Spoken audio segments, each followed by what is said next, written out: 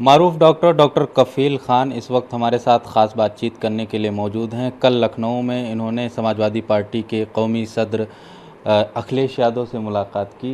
ये भी ख़बरें हैं कि आपको एमएलसी के उम्मीदवार भी बनाया गया है। सर, क्या मुलाकात हुई, क्या बातें हुई और क्या इसकी सच्चाई है? जी, मैं तो श्री अखिलेश यादव जी को मुबारकबाद देने गया था क्योंकि अच्छी फ़ाइट की।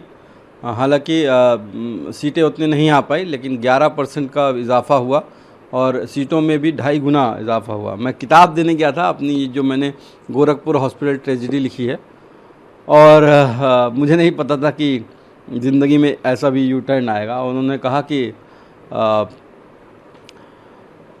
कैसे आपकी मदद कर सकते हैं। तो मैंने कहा कि एक ख्वाब है कि यूपी बिहार के बॉर्डर पे एक चैरिटेबल हॉस्पिटल खोला जाए, क्योंकि बिहार में भी चमकी बीमारी से बहुत बच्चे की मौतें होती हैं और गोरखपुर के आसपास इलाके में भी इनकेफ्लाइटिस से, मस्तिष्क ज्वर से बहुत बच्चे मरते हैं, दम तोड़ते हैं। तो कोशिश है कि एक बच्चों के लिए हॉस्पिटल खोला जाए।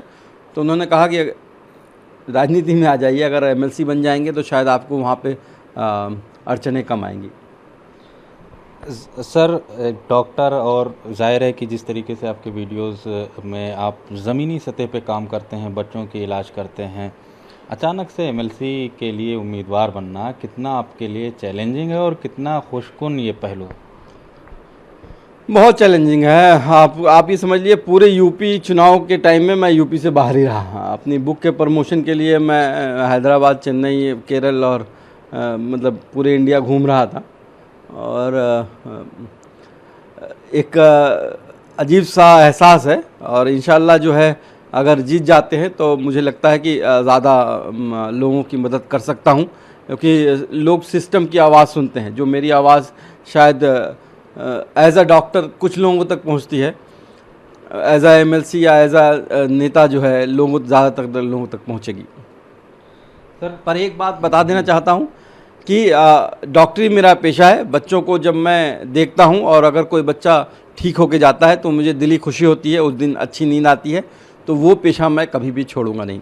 हाँ, ये सवाल था कि जब आप एमएलसी बन जाएंगे तो क्या जो आप ज़मीनी ग्राउंड लेवल पे आप इलाज करते हुए दिखते हैं, बच्चों से तमाम तरह की अवेयरनेस क्रिएट करते हैं, लोगों को बताते हैं कि इस तरीके की बीमारियां हैं, एमएलसी बनने के बाद क्या वो छूट जाएगा या सिर्फ नेतागिरी में रहेंगे या वो चीज़ भी साथ लेकर चलेंगे?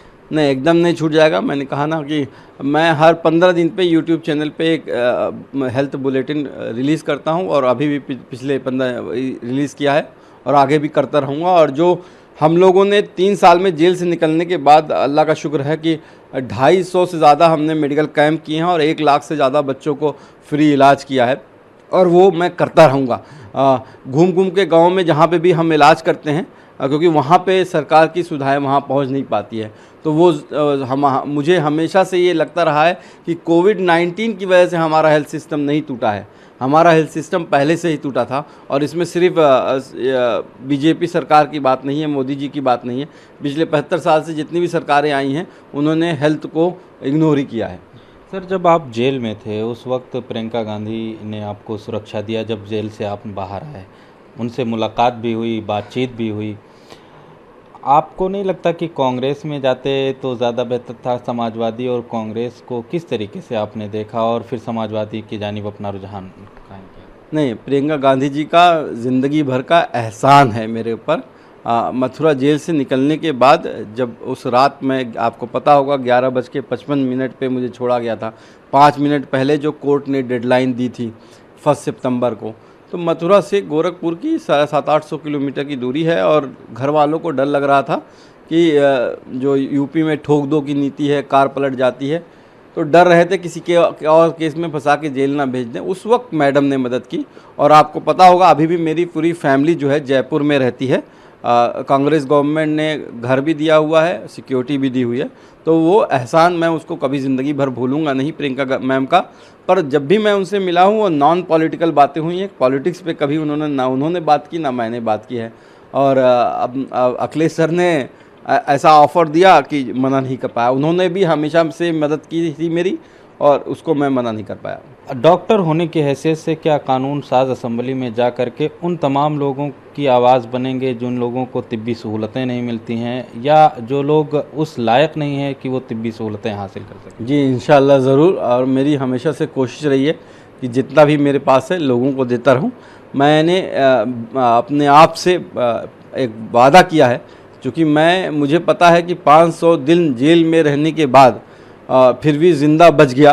कई बार मुझे मारा गया, कई बार भूखा रखा गया जेल में, फिर भी मैं बच गया। तो लोगों की दुआओं से हैं, तो मैंने अपने आप से भरोसा वादा किया है कि कभी भी किसी भी पेशेंट को देखूंगा तो फ़ीस नहीं लूँगा, और लोगों के लिए अपनी ज़िंदगी पे एक मुहिम बना दूंगा कि लोगों के लिए मदद करता रहूं। ये अल्लाह, अब देखिए, अब रास्ता आपको चुनना होता है, मंजिल अल्लाह पे छोड़ देनी होती है, और मुझे भरोसा है कि मुझे अपनी मंजिल मिलेगी। बहुत शुक्रिया डॉक्टर कफ़ील ख़ान, सियासी सफ़र की शुरुआत करने जा रहे हैं और अखिलेश यादव ने से कल ही इन्होंने मुलाकात की और अब एमएलसी उम्मीदवार हैं और आज फिर मुलाकात करने जा रहे हैं। उसके बाद फिर इनकी बाज़ाब्ता तौर पे सियासी सफ़र का आगाज़ होगा। ईटीवी भारत के लिए लखनऊ से कैमरामैन विजय के साथ खुर्शीद अहमद।